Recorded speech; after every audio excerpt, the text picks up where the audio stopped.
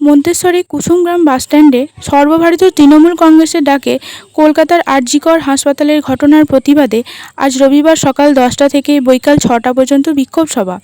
উপস্থিত তৃণমূল কংগ্রেসের সমস্ত নেতৃত্ব তাদের নিজ নিজ বক্তব্যে অবিলম্বে দোষীদের চিহ্নিতকরণ করে দৃষ্টান্তমূলক শাস্তির দাবি করেন এই বিক্ষোভ মঞ্চ থেকে। এর পাশাপাশি বিরোধী রাজনৈতিক দলের প্ররোচনা থেকে সাধারণ মানুষকে দূরে থাকার আহ্বান জানায়।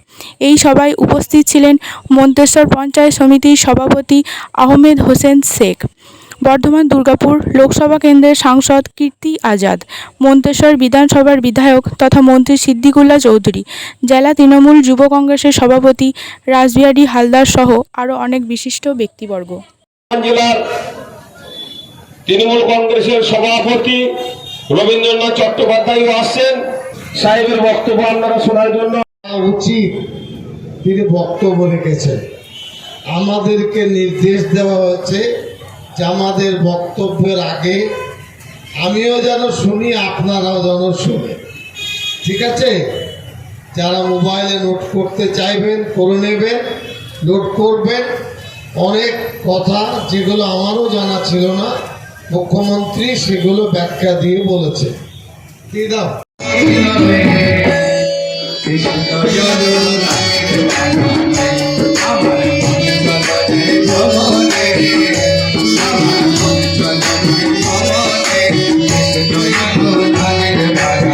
ভারতবর্ষে কিভাবে একটা সাম্প্রদায়িক আজকে আমাদের হিন্দু মুসলমান এখানে দেখুন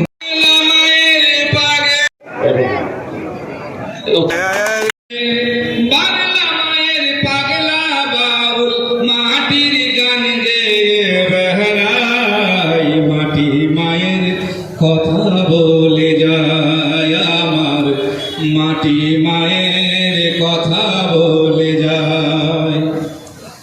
মা যে আমার করুণাময়ী এমন ভাবনা তার, সবাই মোরা তারই সন্তান একই পরিবার বাবু গো একই পরিবার। মা যে আমার করুণাময়ী এমন ভাবনা তার, সবাই মোরা তারই সন্তান একই পরিবার বাবু গো একই পরিবার। জাত ভুলেছি পাত ভুলেছি, জাত ভুলেছি পাত ভুলেছি, একই অন্নে পেলাম ঠাই। মাটি মায়ের কথা বলে যায় আমার মাটি মায়ের কথা বলে যায়। কমল উদার হৃদয় খানি ভালোবাসায় ভরা, গীতা কোরআন আল্লাহ হরির ভাবে পাগল পারা, সে যে ভাবে পাগল পারা। ও তার কমল উদার হৃদয় খানি ভালোবাসায় ভরা। अभी लोगों को अपने माध्यम से बताइए कि झूठे प्रचार में मत जाइएगा। यह लोग भारतीय जनता पार्टी वाला लोग, सीपीएम लेफ्ट वाला लोग मिलकर के पश्चिम बंगाल का नाम बदनाम कर रहा है। ऐसे लोगों को में रहने का कोई भी अधिकार नहीं जो अपने ही समाज को बदनाम करता हो, अपने ही समाज का नाम खराब करता हो। अपना ही यह मिट्टी, अपना ही यह पानी, यहीं पर तुम सांस लेते, यहीं पर जीते हो और तुम उसको बदनाम करते हो। ऐसे बीजेपी और सीपीएम वालों की कोई दरकार नहीं है हमारे इस प्रदेश के अंदर।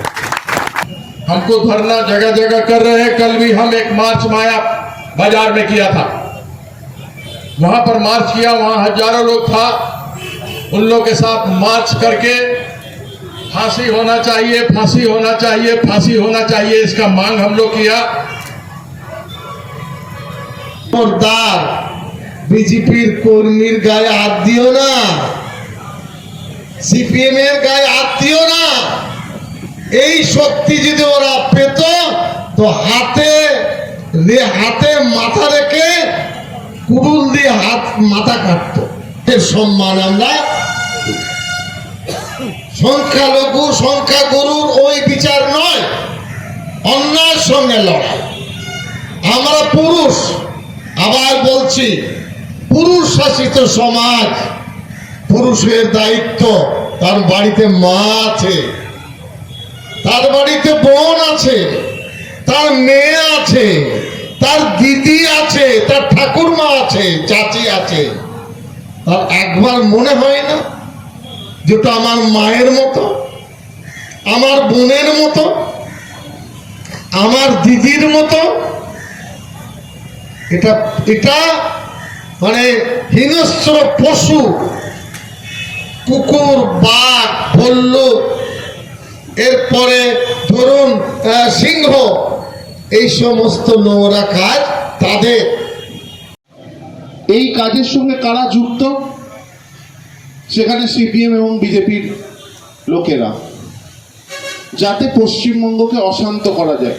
কিন্তু আমরা তো প্রত্যেকেই দোষীর শাস্তি চাই, আমরা সকলে সহমত। আমাদের মুখ্যমন্ত্রী মমতা ব্যানার্জি দোষীর শাস্তি চাই এবং আমরা তার ফাঁসি চাই।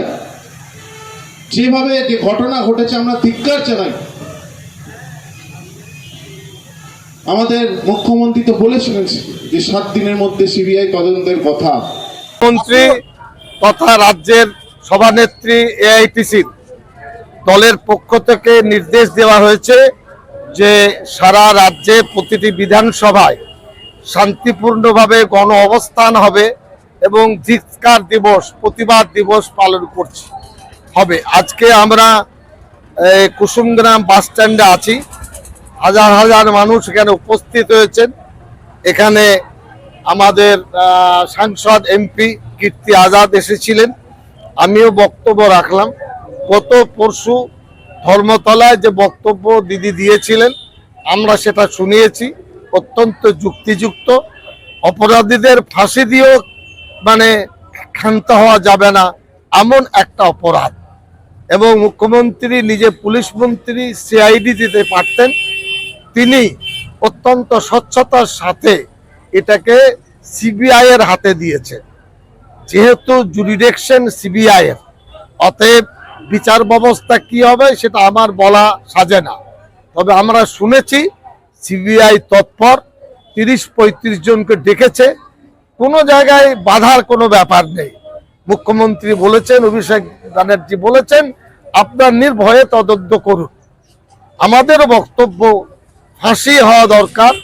আর পুরুষ শাসিত সমাজ, আমি আমাকে সহ সবাইকে বলবো, প্রত্যেকের বাড়িতে মা আছে, বোন আছেন, দিদি আছেন, মেয়ে আছে, শাশুড়ি আছেন, ঠাকুরমা আছেন, খালা ফুপু আছেন। অতএব নারী জাতির প্রতি যে দায়িত্ববোধ হওয়া দরকার সে দায়িত্ব পালন করতে হবে। কেন কেউ কেউ বসে বসে বাংলাদেশের চেঁচামেচি করছেন, বাংলাদেশ যান না, এখানে কেন বসে আছেন? আমরা ওই রকম নেতা চাই না যে এখানে খাবেন আর বাংলাদেশের গুণ গাইবেন। বাংলাদেশের নেতার অভাব আছে, ওখানে যান। আমাদের ওই রকম বিজেপি নেতা দিল্লি তাকে বলুক, এখানে হাসিনাকে জায়গা দিয়েছেন, আবার বাংলাদেশের বিরুদ্ধে বলছেন। ওদিকে আবার ডক্টর ইউনুস যিনি আহ্বায়ক, তিনি বলছেন এখানে এসে খবর করো, মিথ্যা খবর প্রচার করবেন না, আমাদের রাজ্যকে বিভ্রান্ত করবেন না। আমি বিজেপিকে সাবধান করে দিচ্ছি, তারা জানেন আমাদের চরিত্র, মাটির সাথে জনগণের সাথে মিশে কাজ করি। মন্তেশ্বরে দাঁড়িয়ে বিজেপি কর্মীদের বলবো, সিপিএম যদি কেউ আন্দোলন, খাদ্যানে আন্দোলন করবেন, রাস্তায় নেমে গোলমাল করলে কলকাতা থেকে আমাদের আসতে হবে না, এখানকার ছেলেরাই ক্যাপসুল ট্যাবলেট কুইনিয়াম দিয়ে দেবে।